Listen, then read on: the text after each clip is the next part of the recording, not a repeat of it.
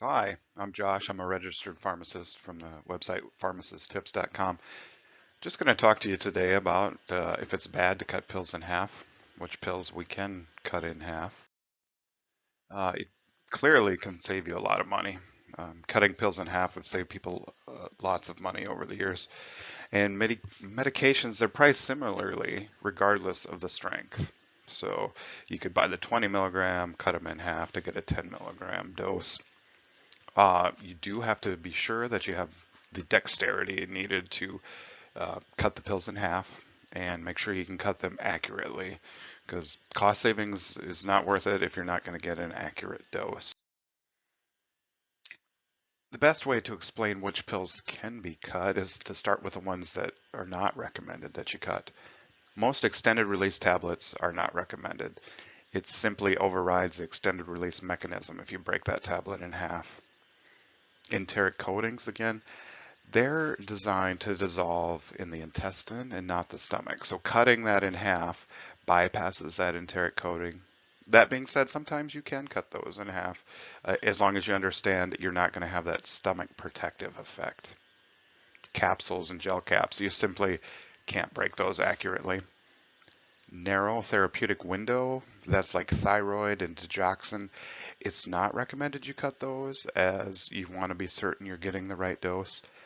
That being said, I've seen people, their doctors will approve them to cut those in half sometimes. So it depends on your healthcare provider. And some tablets, they simply just crumble when you try and cut them in half. So you're not going to be able to get an accurate dose. Those are bad candidates. And irregular shaped tablets, you simply can't cut it in half properly to get the right dose. So cutting tablets, of course, results in half the dose. If you cut a 20 milligram tablet in half, you're going to have two 10 milligram halves. There is no master pill splitting list. Just knowing which ones you cannot cut can help you decide. Also, just ask your pharmacist where you got your medications if that pill can be split. It is recommended that you use a pill splitter when you cut pills in half, although some of the larger tablets can be easily broken by hand. Some common medications that we see being split are amlodipine. It's a blood pressure medicine, generic for Norvasc. Some of the antidepressants like sertraline, that's generic for Zoloft, break easily.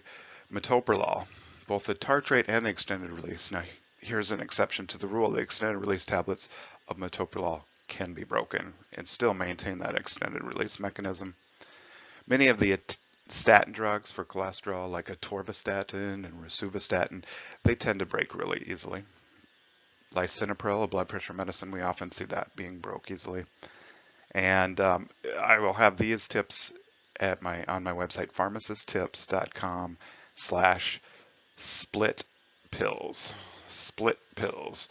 And I'll have these listed and some of the things we just spoke about. Here's an example just from the other day where I helped somebody save a lot of money on their medication. They had a prescription for buspirone, 7.5 milligrams, one tablet twice a day, 60 tablets. This person didn't have insurance, $72.83.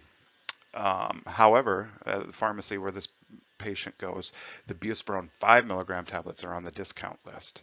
So we were able to change that to 1 and 1/2 tablets, still getting 7.5 milligrams of the medication 2 times per day, 90 tablets for only $6. Huge savings.